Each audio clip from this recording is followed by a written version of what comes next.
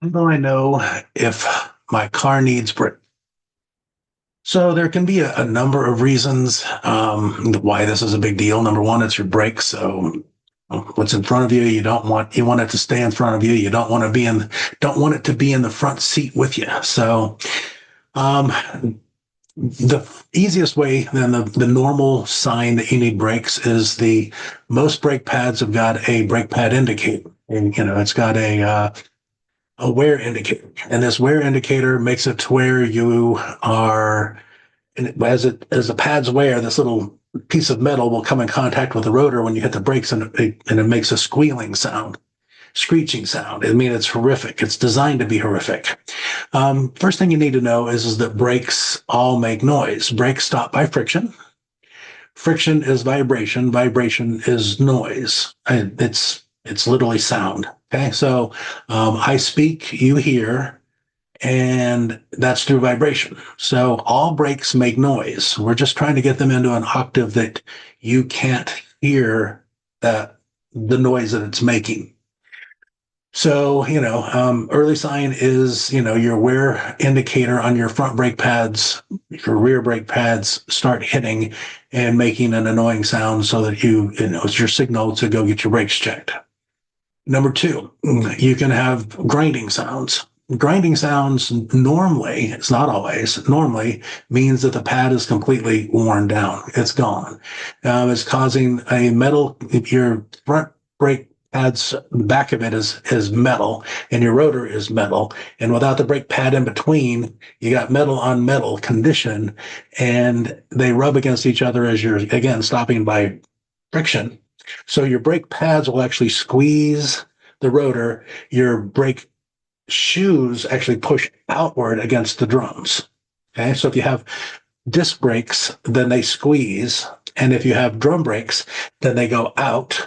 And not to be weird, but if you have like rear brakes, on a lot of the emergency brakes, they'll have a different kinds, but they'll have a drum brake on assembly on the inside and a brake pad, that squeezes on the rotor on the outside. So if you're going metal to metal, then obviously that's not a good thing. So whatever we do, if you're getting a grinding sound, you've probably already cost yourself more money than you should have. But with rotors being front brake rotors and rear brake rotors being what they are nowadays, a lot of our shops are replacing the rotors automatically. It just depends on the kind of vehicle you drive. You can have reduced brake responsiveness. You push on, you have to push harder on the pedal. You could have a problem with your brake fluid, your pads, your master cylinder, your brake booster. You can have a problem with all kinds of things. Any kind of a brake vibration or brake pulsation if your brake is vibrating, then you can feel it in your steering wheel. You can feel it in your seat.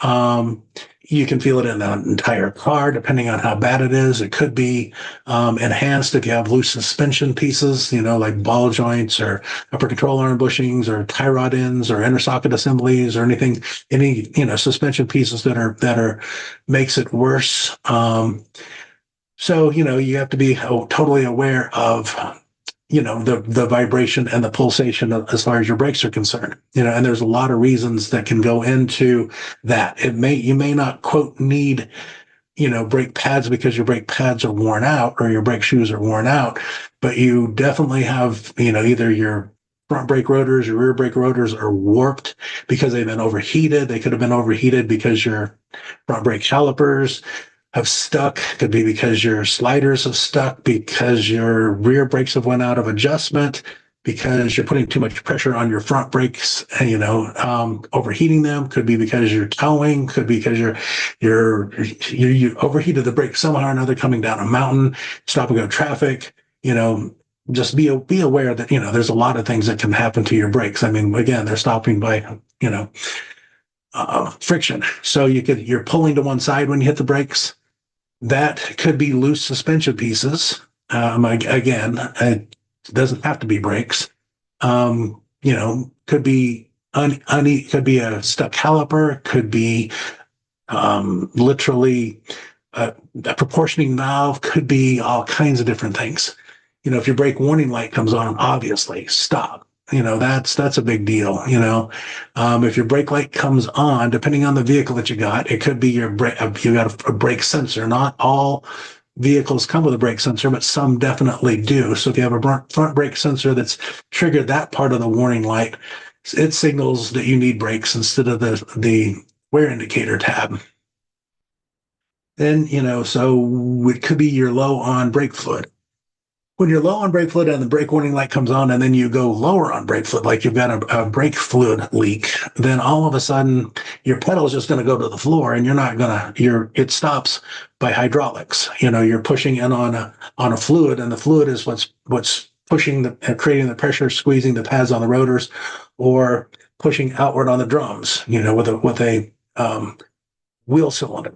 So this is a big deal. Be very careful if your brake warning light comes on. If you have a burning smell, if your brakes have any kind of a burning smell, you could have once again a stuck caliper, stuck brake slide, all kinds of different things. You could have just again overheated them, but it's normally a sharp chemical-like odor. It's not really good. Any kind of spongy brake pedal, any unusual brake pedal feel, anything going on like that, hard pedal, soft pedal, no pedal. I mean, just be aware. A lot of stuff goes into this. Obviously, you got your brakes wear out because of your driving habits, road conditions, the climate, the vehicle type and load. Are you towing? But again, brakes are going to wear out because they stop by friction. Friction is going to wear out something. If you go like this on your arm and your hand, and it creates heat. Well, that's the same thing that you're doing when you're applying the brakes. You're creating a lot of heat, and it's going to wear out. So, of course, when you bring it in, we're going to visually inspect it. We're going to, check your brake fluid. It needs to be replaced every couple of years, every 30,000 miles. We're going to do a brake analysis as far as your pads, your drums, your rotors, your shoes. We're going to, test drive it. We're going to, if we can, if the brake pedal's still up and everything. And we're going to recommend the most comprehensive repair that we can for you.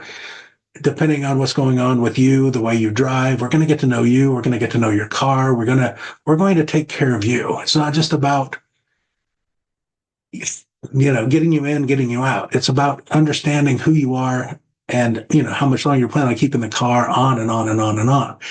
So if you want some proactive tips on extending the life of your brakes, practice smooth driving, avoid sudden stops, don't overload your vehicle. You need to come in for regular brake inspections period on the entire car.